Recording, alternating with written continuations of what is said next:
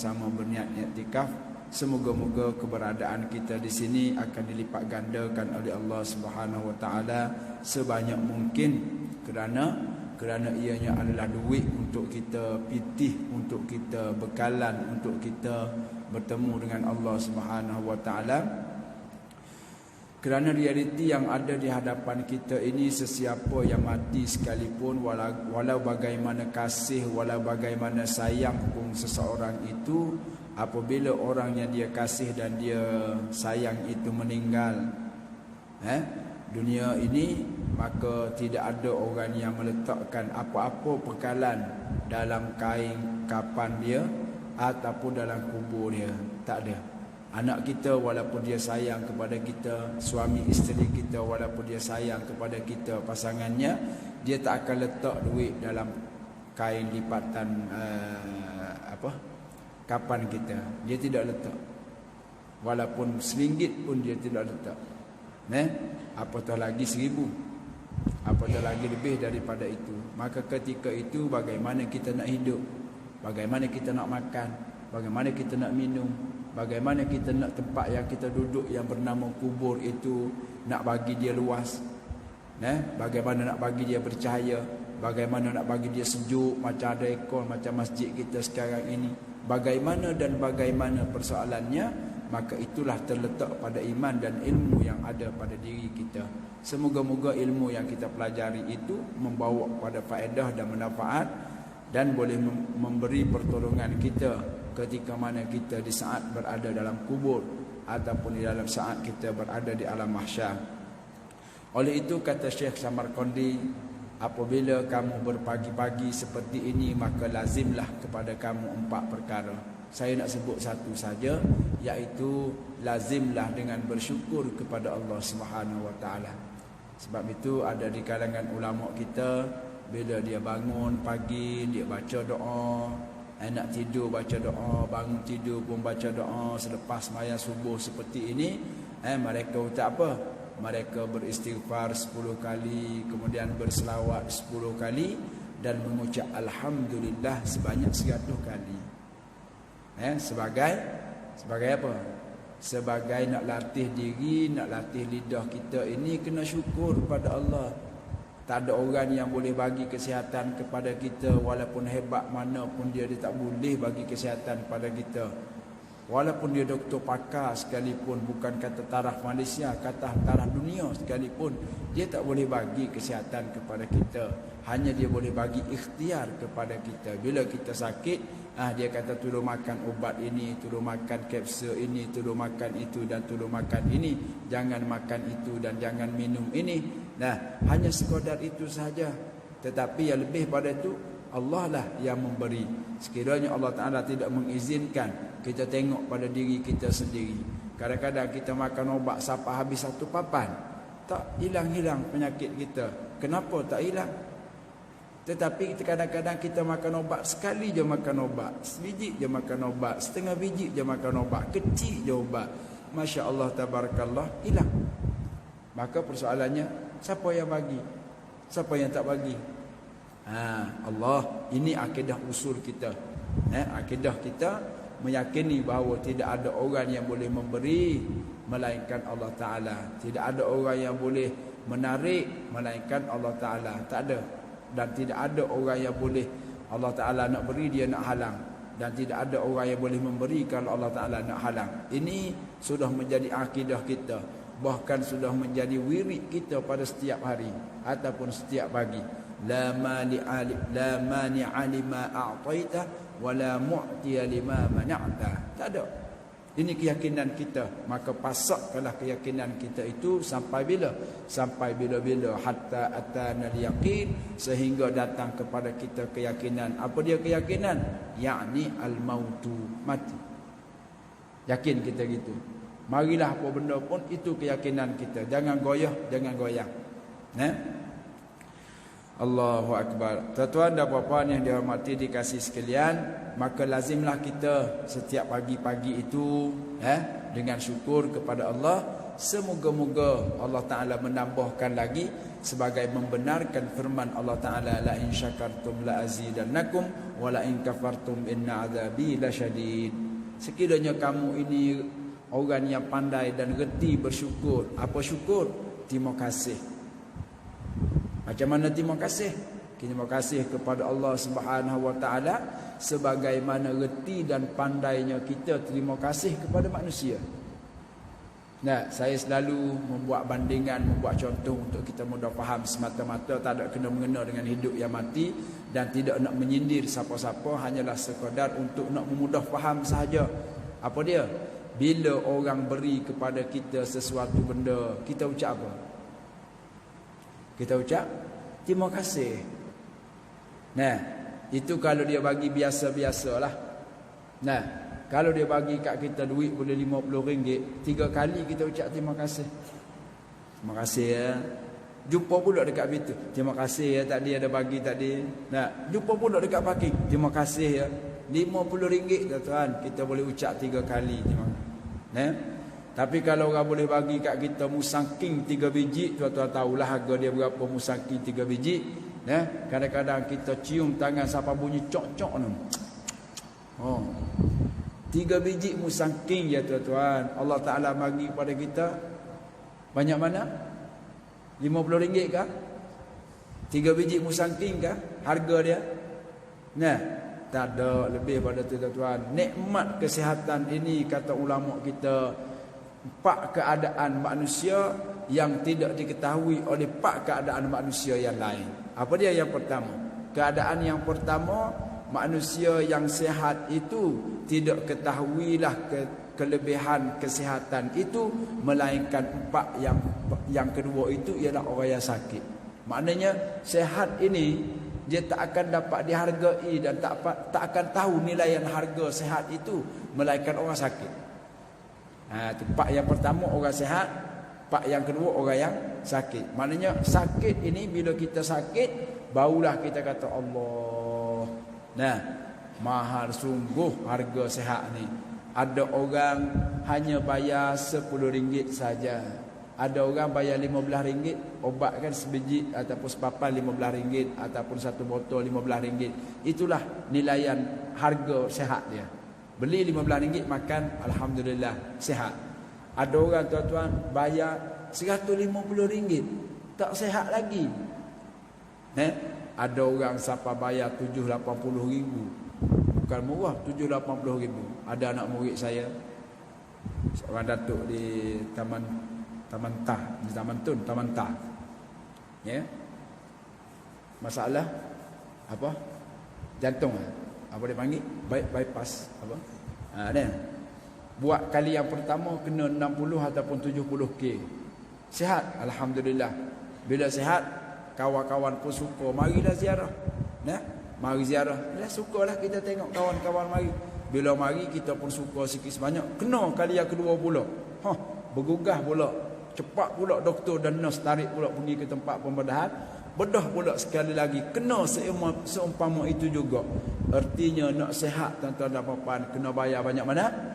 120k. Allahu Akbar. Tapi kita Allah Ta'ala bagi kita sihat hanyalah dengan panado sebiji, dengan obat batuk kita beli dekat farmasi ataupun dekat mana-mana klinik dan hospital dan sebagainya. Itu maka yakinlah tuan-tuan, nikmat sihat itu tak akan diketahui melainkan oleh orang yang sakit. Maka 3 golongan lagi tuan-tuan carilah sendiri kalau ada kita bagi tahu pula dalam pertemuan yang akan datang. Baik. Kita nak masuk bab kita sikit tuan-tuan. Pada pagi ini kita akan baca sedikit sekadar yang boleh, sekadar yang sempat dengan masa kita, iaitu kitab yang dikarang satu karya agung, dinamakan dengan julukan kitab ini dipanggil dengan karya agung oleh Abu Hamid Muhammad Al-Ghazali yang dinamakan dengan Ihya Ulumuddin. Ihya Ulumuddin. Ihya masdar daripada kalimah ahya, yuhyi, ihya'an. Apa maknanya? Menghidupkan. Kalau haya itu makna hidup. Itu makna hidup. Kalau ahya makna menghidup. Tu. Ulama tak saraf kata apa? Dia kata setiap kalimah yang berubah ataupun yang ada tambahan hurufnya, maka berubah ataupun adalah tambahan maknanya. Kalau haya makna hidup, kalau ahya menghidup. Ihya menghidup. Dan dia tidak masdar, dia tidak beza di antara masdar dengan fi'il. Fi'il dia bersangkutan dengan masa. Masdar dia tidak bersangkutan dengan masa. Bila-bila pun, sampai bila pun, di mana pun dia tidak bersangkut. Ihya ulumuddin, menghidupkan ulum. Kita ambil makna dulu supaya kita faham. Ni kadang-kadang kita tanya, pak cik mengaji apa? Mak cik mengaji apa?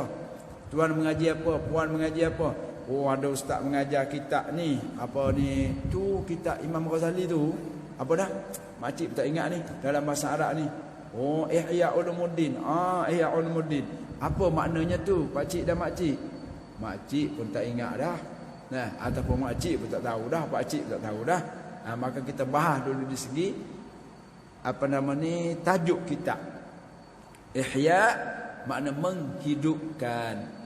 Ulum jamak daripada perkataan ilmu yang kita duduk ngaji, yang kita duduk sebut tu bahasa Arab tu. Ilmu bukan bahasa Melayu, itu bahasa Arab tapi dimelayukan. Ulum jamak dia. Apa maknanya? Ilmu makna apa? Tuan-tuan, ilmu bahasa Arab. Setiap bahasa orang mesti ada dalam bahasa kita. Dalam bahasa kita apa dia? Apa dia tuan-tuan? Dalam bahasa kita. Saya saja buat hiwar, buat pertanyaan. Saya bercakap-cakap, saya tanya tuan-tuan. Kemudian saya bercakap-cakap, saya tanya. Bukan apa, takut-takut nanti saya berada di bumi lain, tuan-tuan berada di bumi lain. Nah, tengok tadi nampak cerah, besar. Sekarang sudah nampak kecil dan tak nampak dah saya. Takut begitu. Dan kata orang pakar motivasi, dia kata bila kita berkomunikasi di antara da'i dengan mad'u, orang yang memberi dengan orang yang menerima, mudah-mudahan ilmu itu mudah faham dan boleh ingat lama. Tu je. Kalau nak senang cerita saya, senang je. Mari bismillahirrahmanirrahim, alhamdulillahirabbil alamin, buba wa sallallahu alaihi wasallam Muhammad, balik. Selesai kerja saya. Tapi saya nak hasil setiap pokok yang saya tanam, dan siapa pun bila dia menanam maka dia nak hasil. Samalah macam saya. Saya pun bila tanam dekat sini pokok pagi ini, saya nak hasil. Kalau tak boleh sebanyak yang tuan-tuan ada, boleh 10 pun tak apalah. Kalau Allah Ta'ala berikan kepada saya satu kebajikan, bermakna 10 yang faham dan boleh ingat, lebih-lebih lagi boleh beramal. Saya dapat 10, jadilah. Tempat lain pula saya dapat 10, tempat lain saya dapat 5, tempat lain dapat 1. Maka himpun. Mudah-mudahan itulah niat di hatinya sebagai bekalan untuk kita bertemu dengan Allah. Sama-sama dengan tuan-tuan. Kita mari belajar, nak beramal. Siapa dia yang belajar satu bab untuk nak beramal, maka waktu yang dia bagi pendek itu lebih baik daripada dia beramal setahun. Tapi amalan sunat lah, bukan amalan wajib. Ulum jamak daripada ilmu. Ilmu dalam bahasa kita tak jawab lagi tadi ni. Saya tanya, pakat tengok belakang. Saya pun takut juga, jangan tengok yang tu. Takut apa? Takut salah. Jangan tengok, jangan senyum. Jawab. Jawab. Apa dia tuan-tuan? Ilmu. Lama dah ni ilmu ni, bukan baru timbul dalam tahun ni. Kita kecil dulu lagi nak duk panggil ilmu dah. Ilmu hisab, ilmu matematik, ilmu fiqh, ilmu tasawuf, ilmu bagai. Ilmu tu apa dia? Tak dengar?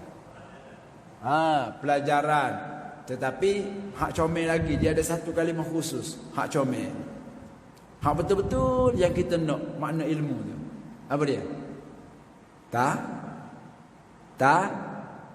Tahu. Ilmu tu makna tahu. Alima tu makna tahu. Ilmu makna pengetahuan. Masdar dia. Orang itu ada ilmu, bermakna orang itu ada tahu. Nah, maka jamak baginya ulum, iaitu ilmu-ilmu. Maknanya menghidupkan ilmu-ilmu ataupun menghidupkan pengetahuan-pengetahuan, baik pengetahuan yang berkaitan dengan apa? Dunia ke apa dak? Ad-din, ulumuddin, berkaitan dengan agama. Jangan tukar baris tuan-tuan. Dia din, dai, huruf dal yang berbaris di bawah. Kalau dal yang berbaris di atas, makna apa? Ad-din maknanya agama. Nah, inna ad-dina indallahi al-Islam. Nah, ad-din makna agama.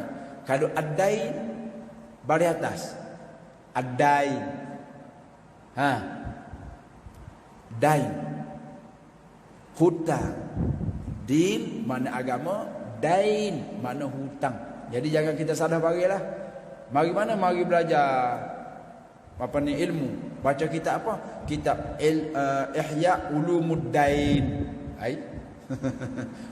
Bukan dain, din, agama. Menghidupkan ilmu-ilmu agama, itulah tajuk kitab kita ni. Yang agung karangan Imam Al-Ghazali rahimahullah. Dan dia ini terkenal dengan seorang ulama yang fiqh pada asalnya dan mufti pun. Tetapi dia ada cerita yang panjang bila titik permulaan dia belajar ilmu tasawuf. Asalnya dia seorang ulama faqih yang bijak, yang hebat dalam ilmu fiqh. Tetapi ada sedikit berlaku dengan adik dia yang bernama Ahmad. Dengan peristiwa itulah menyebabkan dia berminat untuk belajar ilmu tasawuf. Sehingga selepas daripada itu dia banyak mengarang kitab-kitab tasawuf, termasuklah kitab ini. Baik, dalam pertemuan kita yang telah lepas, kata Imam Ghazali rahimahullah dalam tajuk ni, tuan-tuan kalau rujuk kitab ini boleh sesiapa yang ada siapa dia yang ada kitab ini boleh rujuk kitab Ihya Ulumuddin dalam juzuk yang ketiga ataupun jilid yang ketiga di bawah tajuk Bayan Tafsili Madakhili Syaitani ilal Qalbi. Ini pada nak menyatakan dengan secara tafsir, dengan cara panjang lebar mengenai dengan pintu-pintu masuk ataupun tempat-tempat masuk syaitan ke dalam hati manusia. Soalan yang pertama, kenapa syaitan ini masuk dalam hati manusia? Dia kenapa dia tak masuk dalam bab lain? Dia tak masuk dalam tangan, dia tak masuk dalam kaki, dia tak masuk dalam telinga, dia tak masuk dalam mata, tapi dia masuk dalam hati. Pertama sekali kita kena ingat bahawasanya syaitan itu boleh masuk dalam tubuh badan kita ini, boleh berjalan mengikut perjalanan darah. Mana darah kita boleh berjalan, dia boleh berjalan. Tetapi semua tempat lain dia tak suka. Tangan, kaki, mata, telinga, mulut, dia tak suka. Dan dia suka ambil hati. Kerana apa? Kerana hati itu ibarat daripada ulama ialah seperti benteng, kubu. Bila kubu itu kalahlah kita. Tak kuat kita kerana kubu kita tu. Kerana pertahanan kubu kita tu. Kuat kita kat situ. Kalau kubu kita, dikuasai kubu kita, dibom, dihancurkan kubu kita, maka hilanglah kekuatan kita. Maka dia nak situ. Ataupun diterjemahkan juga, ataupun ditashbihkan juga dengan hati itu sebagai raja. Bila dapat menguasai raja, habislah.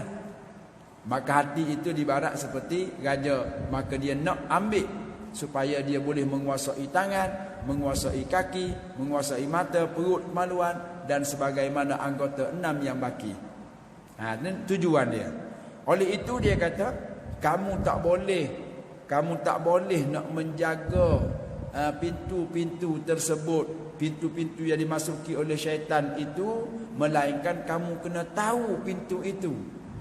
Maka nak tahu pintu itu menjadi kewajipan kepada kamu untuk belajar. Wajib kita belajar. Supaya apa? Supaya dengan belajar itu kita dapat ilmu. Dengan ilmu itulah kita dapat tahu bahawasanya bila berlaku kepada kita demikian, oh kita tahu ni dia masuk kok pintu ini. Bila jadi gini dia masuk kok ni. Bila main ni dia masuk kok ni. Bila main kok ni dia mari kok ni. Gitu. Sebagaimana kereta kita, bila kereta kita rusak, bila kita start tak hidup, senyap, tak ada bunyi apa, kita pun tahu, oh ni masalah bateri ni. Sebab apa? Sebab api dalam kita punya meter ni tak hidup langsung. Ni masalah bateri. Pergi kat kedai, bawa contoh bateri, beli bateri, pasang sendiri, start hidup. Sebab apa? Sebab kita tahu punca dan masalah dia. Sama. Sama. Jadi pertama yang kita sebut dahulu, syaitan akan masuk ke dalam hati kita ini dengan pintu yang pertama. Ada dua dah. Setiap satu pintu dia ada dua. Ada dua. Macam pintu tu lah. Pintu kita dah. Pintu tu. Itu satu pintu. Tetapi setiap pintu itu kan dia ada dua. Dia ada dua kan. Kalau macam ni tu satu pintu je. Pintu satu. Dia punya ni pun satu. Tak. Setiap satu pintu ada dua. Ada kanan dan kiri. Makna ada dua. Apa dia? Yang pertama kita sebut dah dalam pertemuan kita telah lepas.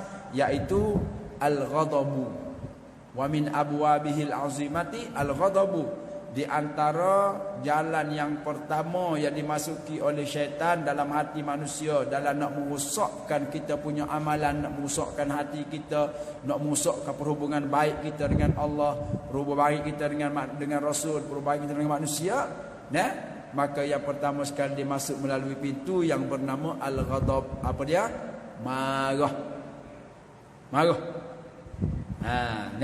Sebab apa tuan-tuan? Bila kita marah ni tuan-tuan dan puan-puan, orang yang besar pada kita pun kita nampak dia kecil-kecil. Tu. Sebab tu kata Imam Al-Ghazali, dia kata marah-marah ini dia panggilan ghul ataupun ghaulul aqli. Hilang sekejap kemantangan akal kita tu hilang. Ataupun mabuk sekejap kita punya akal kita tu jadi mabuk. Sebagaimana orang mabuk kan. Orang mabuk walaupun apa nama ni, mak mentua dia ke, pak mentua dia ke, bini dia ke, anak dia ke, hatta boh dia sekalipun, dia tak tahu apa. Dia tak erti hormat, tak erti apa. Sebab apa? Sebab akal dia sudah mabuk, tak ada. Ghul, tak ada. Akal dia hilang. Tak ada sekejap. Maka orang yang marah pun sama gitu juga. Cuba kita bandingkan dan kita ingatkan waktu kita marah. Waktu kita marah dah. Jangan tuan-tuan. Tengok organ yang besar tu jadi kecil. Tengok boh jadi koli. Bahkan kita rasa berani. Selepas habis marah tu, dia punya ghul hilang dah. Dia punya mabuk dia tu dah hilang dah. Dia pun tengok terkejut. Orang ni aku marah tadi. Nasib baik dia tak pukul aku. Kalau dia pukul aku jatuh ke LCC. Baru dia sedar. Ketika dia marah, hilang. Tak rasa, tak ada apa. Tak ada benda. Tu. Sebab itulah tuan-tuan dan puan-puan, Nabi larang kita marah. Melainkan tepat pada tempatnya. Bukan tak boleh marah langsung. Boleh marah. Tapi kena tengok pada tempat dia. Nabi kata, La taghdab, la taghdab, la taghdab. Jangan kamu marah. Jangan kamu marah. Jangan kamu marah. Sebab apa? Kerana marah itu akan menghilangkan kestabilan akal kamu, sehingga kamu bertindak di luar pada batasan akal. Marah. Saya selalu sebut juga, kata Datuk Samsuri, seorang ustaz yang masyhur di Penang, orang Kut Sebelah Utara kenal lah Ustaz Samsuri ni.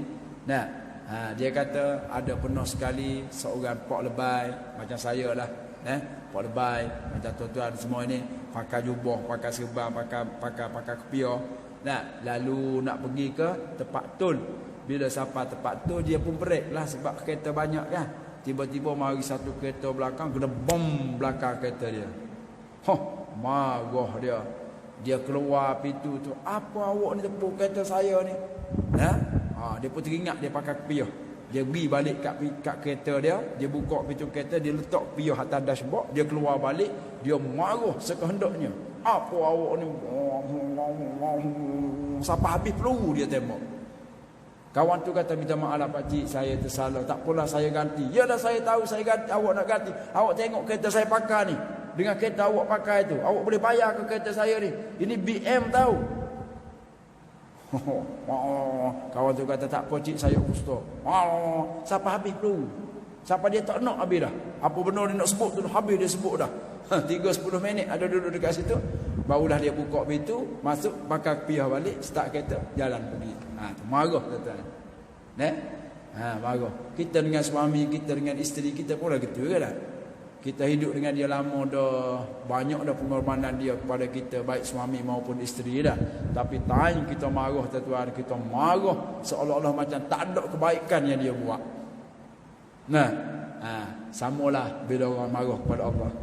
Walaupun dia tak kenal Allah Ta'ala dah. Sedangkan kehidupan dia daripada bangun pagi tu sampai kena tidur balik, kalau tidak dengan rahmat Allah Ta'ala, boleh ke? Tak boleh. Tata pernafasan kita, makan minum kita. Katanya Baba Ismail Sepanjang Hafizahullah, dia kata Allah Ta'ala bagi kita makan, kemudian siapa dia yang proses? Kita makan je, makan, tinggal. Minum, tinggal. Hak duduk dalam tu, siapa dia proses? Kalau tidak, Allah Subhanahu Wa Ta'ala yang merahmatkan kita dengan proses. Yang cecair keluar ikut depan, yang tidak cecair keluar ikut belakang, dengan tidak perlu makan obat, dengan tidak perlu kita jumpa dengan doktor dan sebagainya. Allahu Akbar. Tu marah tuan. Begitu juga dengan wasyahwah. Syahwat kita pun sebut dalam bahasa Arab juga. Kalau marah kita tak guna bahasa Arab.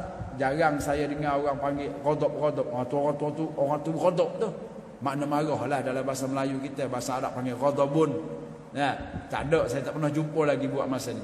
Tapi kalau perkataan yang kedua ni, syahwat ini, boleh kata kita dengar tiap-tiap hari. Bahasa jenis ikut nafsu syahwat. Nafsu bahasa Arab, syahwat pun bahasa Arab juga tuan-tuan. Apa dia nafsu? Apa dia syahwat? Allah Ta'ala sebut dalam Al-Quran, zuyyina lin-nasi hubbus syahawati. Perkataan yang sama tu, cuma ini dipanggil dengan isim mufrad. Di sana tadi ayat Quran tadi didatangkan dengan jamak. Jamak apa? Jamak muannas salim. Hubbus syahawati. Syahawati baca panjang. Pertambahan alif dengan ta itu sebagai alamat bagi jamak muannas salim, bagi orang yang belajar ilmu nahwu. Maka tuan-tuan dan puan-puan yang mati dikasih sekalian, Allah Ta'ala sebut zuyyina lin-nasi hubbus syahawati, dihiasi akan manusia itu dengan apa? Asyahawat. Kita panggil pun syahwat juga. Tapi dalam bahasa kita ke apa dia syahwat? Syahwat apa dia tuan? Bahasa kita. Tadi abang kita dah terjemah dah. Adain maknanya hutang. Kemudian abang kita tadi ilmu dah terjemah dah. Orang lain dah pula. Syahwat. Kita dah sebut tiap-tiap hari ni syahwat. Apa dia syahwat? Kaum ibu muslimat dengar tak belakang? Syahwat. Apa dia makna dia? Saya nampak ada orang nak jawab. Cuma kerana jauh kita punya jarak ini, hanya nampak mulut sajalah. Tak tahu apa. Dan saya pun belum belajar lagi ilmu isyarat melalui mulut. Kan ada satu ilmu tu. Orang yang tahu ilmu tu dia boleh baca. Bila dia tengok mulut orang bercakap tu, dia boleh tahu orang tu kata apa. Ada satu pelajaran khusus. Jadi saya tak dah nak belajar lagi. Kitab ni pun tak dah nak habis lagi belajar. Syahwat mana apa? Keinginan. Itu syahwat. Keinginan. Baik, keinginan tu apa dia? Allah Ta'ala kata dihiasi manusia zuyyina lin-nasi, dihiasi manusia itu dengan syahwat. Makna apa dia? Keinginan. Apa dia keinginan tu? Syahwat tu apa dia? Zuyyina lin-nasi hubbus syahawati minan nisa'i. Mina. Asalnya min, tapi oleh kerana bertemu dengan dua huruf yang mati belakang dia tu, maka nun itu yang mati yang dibina atas mati terpaksa kena dibaca bari ataskan, kerana Min huruf yang pertama itu sudah bagi bawah. Jadi yang kedua kena bagi atas. Hak mana bagi atas, yang kedua kena baca bagi bawah. Mina mani. Mina itu dipanggil dengan min harfu jarrin lil bayan. Untuk nak terang, nak bagi tahu, nak bagi bayan, nak bagi keterangan, nak bagi apa dia? Tafsiran. Syahwat itu, keinginan itu ialah daripada an-nisa. Zuyyina lin-nasi hubbus syahawati minan nisa, daripada perempuan. Tuan-tuan, kita orang lelaki ni dapat isteri yang comel tak? Woi, berbangga kita deh. Kadang-kadang kalau kita berjalan dengan isteri yang comel ni, langkah kita tu tak serupa dengan langkah kawan kita yang isteri dia tu kurang sikit pada kita dah. Di sisi Allah Ta'ala comel belaka, cuma sama-sama kita je. Hak ni comel, hak ni kurang, hak ni grade A, hak ni A+, hak ni A tolak, dan hak ni B dah. Macam-macam. Nah, Allah Ta'ala tak lihat situ pun, cuma sama-sama kita. Nah, samalah bandingannya dengan orang yang ada pitih banyak. Saya kalau pergi supermarket ada duit 1,000 dalam poket dah, nampak benda yang duduk depan tu kecil ya belakang. Kecil ya tengok. Kecil ya. Nah, tapi kalau ada RM10, RM50, woi, besar nampak. Nah, gitu sifat manusia. Nah, maka tuan-tuan dan puan, kembali kita pada tadi, maknanya keinginan yang pertama itu dipanggil dengan perempuan. Memanglah tuan-tuan, perempuan ini dia jadi macam senapan juga, macam kerih juga, macam pisau juga, mata dua. Dia boleh bawa kita kepada kebaikan, dan dia juga boleh bawa kita kepada kejahatan. Itu atas kita lah, kita pilih macam mana. Nah, diri kita macam mana, dan kita pilih macam mana. Tapi Allah Ta'ala sebut, itulah keinginan manusia yang pertama adalah perempuan. Nah, ada sahabat saya tuan-tuan dan puan, dia seorang ni pun nak juga kepada orang ni, sebab perempuan ni comel sungguh. Nah, hak ni pun nak, sudah macam mana. Nah, siapa bergaduh, siapa berkelahi, akhirnya tak bertegur. Pasal apa? Perempuan tu dah dapat kawan tu, dia kita tak dapat, marah kita dah. Ataupun kita dapat, dia tak dapat, marah dia kat kita. Sedangkan kata orang tua-tua dulu, bunga tak sekuntum, kumbang tak seekor. Ingat tak waktu kita muda-muda dulu, waktu bercinta dulu lah. Kumbang tak seekor, bunga tak sekuntum, kumbang tak seekor. Tapi oleh kerana nak hak tu juga, berkenang hak tu juga, tak boleh kata apa. Macam pelik kereta lah, BLE 1. Dia ada satu tu je dalam Malaysia, tak ada dua. Betul tak? BLE 2, ada satu tu je, tak ada dua dalam Malaysia. Yang ada BLF pula, BLQ, tak ada. Nah, ni pun hati kita bila berkenang dengan hak tu, dia tak boleh nak tukar dengan benda lain. Hak tu. Ada? Allahu akbar. Kemudian ada lagi lah, minan nisa'i wal banina wal qanatiril muqantarati minaz zahabi wal fiddati wal khailil musawwamati wal an'ami wal harth. Itu semua itu Allah Ta'ala kumpulkan, ada 7 lebih kurang tu. Allah Ta'ala kumpulkan, itulah keinginan manusia, syahwat, keinginan manusia kalau boleh. Kemudian ada cerita panjang oleh Imam Ghazali mengenai dengan al-ghadab ini, mengenai dengan marah ini. Secara ringkasnya saya sebut sebab masa kita pun dah 7. Kita berhenti 7 suku boleh kan? Boleh 7 suku insya-Allah. Lagi lebih kurang dalam 7 14 8 minit. 8 minit tu dia panggil waktu permainan lah. Bagi setiap bola tu dia ada 3 minit dah waktu ekstra dia kan. Boleh jadi. Baik, tuan-tuan dan puan-puan yang mati dikasih sekalian, Imam Ghazali menakalkan satu kisah apabila Nabi Allah Musa alaihissalam bertemu dengan syaitan, dengan iblis. Lalu berkata iblis kepada Nabi Musa, "Wahai Musa, tolonglah aku, tunailah hajat aku." Apa dia hajat engkau? Apa yang kau nak? Apa yang aku kena tolong? Bila kau pergi bertemu dengan Allah, bermunajat dengan Allah, bercakap-cakap dengan Allah, itu semua kalam yang kita kata ada sedikit kesamaran. Tapi tuan-tuan yang akidah kita dah kuat, maka jangan tafsir yang bukan-bukan. Allah Ta'ala berkata wa kallamallahu Musa taklima. Allah Ta'ala bercakap dengan Nabi Musa itu dengan cara yang dia kan, dengan cara bagaimana, kembali kepada ilmu akidah kita. Jangan takwil kat situ. Jangan takwil. Maka dia kata bila kamu bercakap-cakap, berbisik-bisik, bermunajat dengan Allah Ta'ala itu, maka kamu mintalah, tanyalah Allah Ta'ala. Apa dia?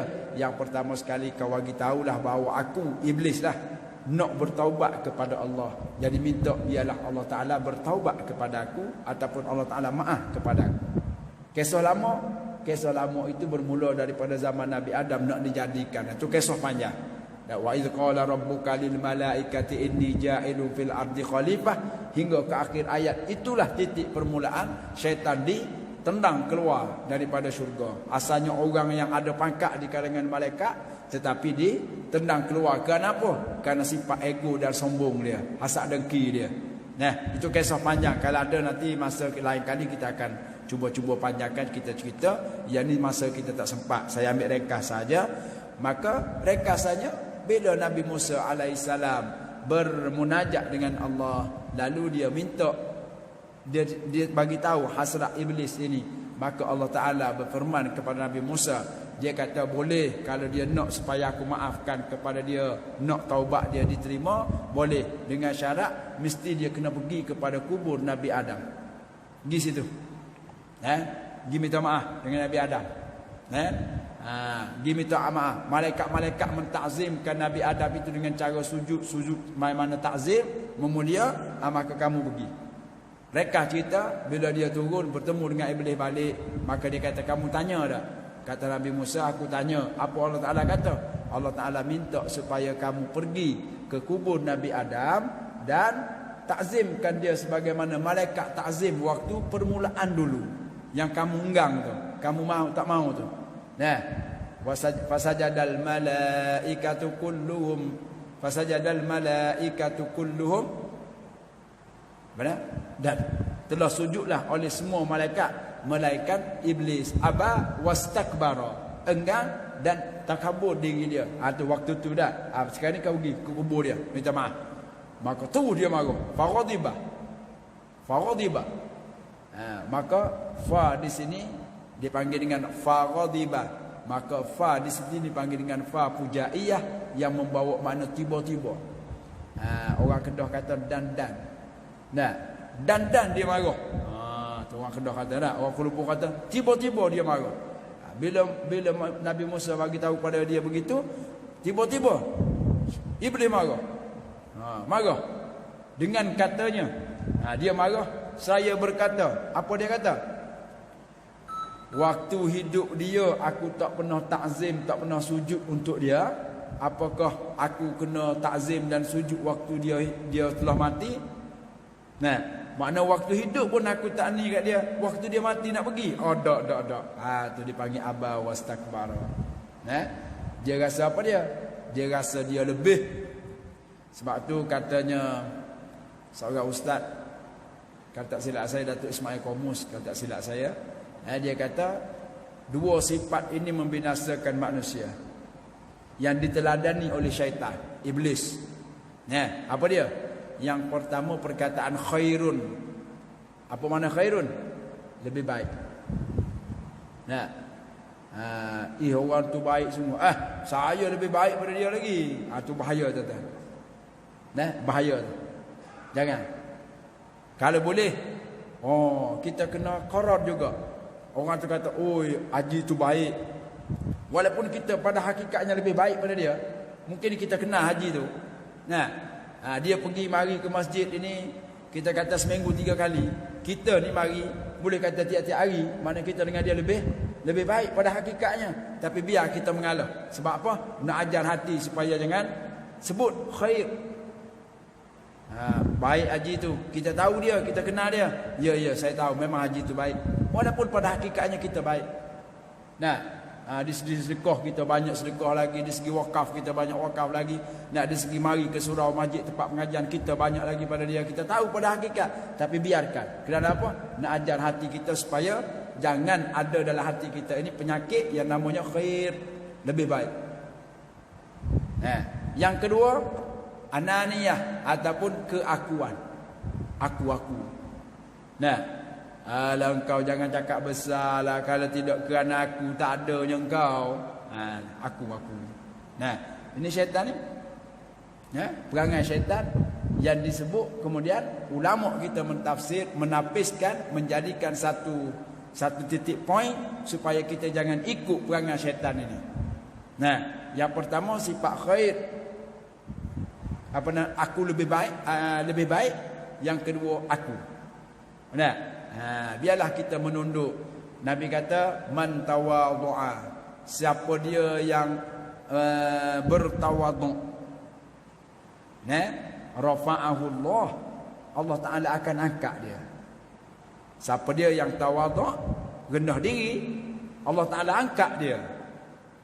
Sebaliknya, siapa yang rasa dia hebat, Allah Ta'ala rendahkan dia. Allahu Akbar. Lagu mana cara kita pun kata macam mana kita rendah diri, tiba-tiba orang angkat kita.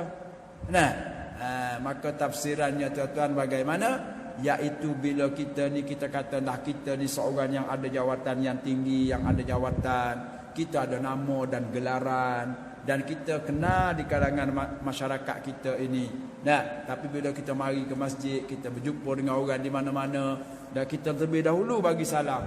Nah, kita terlebih dahulu bersalaman, hulur tangan bersalaman, terlebih dahulu bertanya khabar tentang itu dan ini. Maka orang ini dia kaya, dia tinggi, tapi dia merendahkan, dia tawadhu. Maka Nabi janji orang ini akan diangkat oleh Allah dengan cara orang kata, Allah, Pak Cik Haji tu kalau aku jumpa dengan dia malu mata sungguhlah. Kenapa?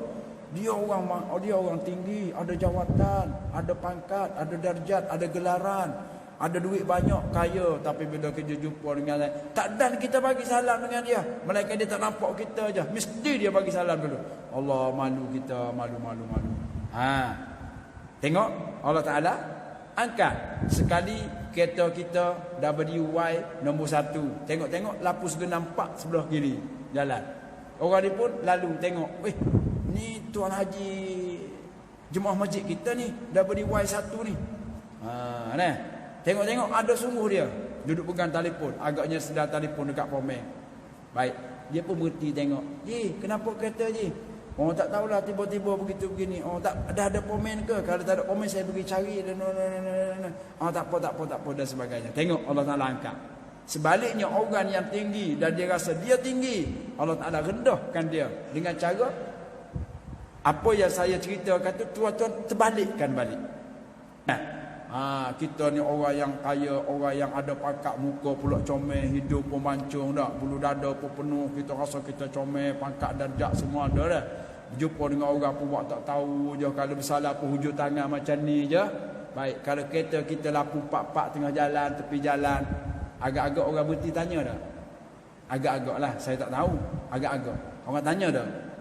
Seperti tadi. Tuan-tuan faham. Itu yang dimaksudkan dengan siapa yang tawaduk, Allah Ta'ala angkat. Siapa dia yang terasa dia tinggi, Allah Ta'ala rendahkan dia. Maka ulama kata, kamu pilihlah yang Allah Ta'ala angkat. Tuan-tuan, dalam kehidupan saya sampai hari ini, dalam kehidupan saya, orang yang susah ini, kita orang susah, tuan-tuan. Mak saya orang getah, ayah saya buat tukar rumah.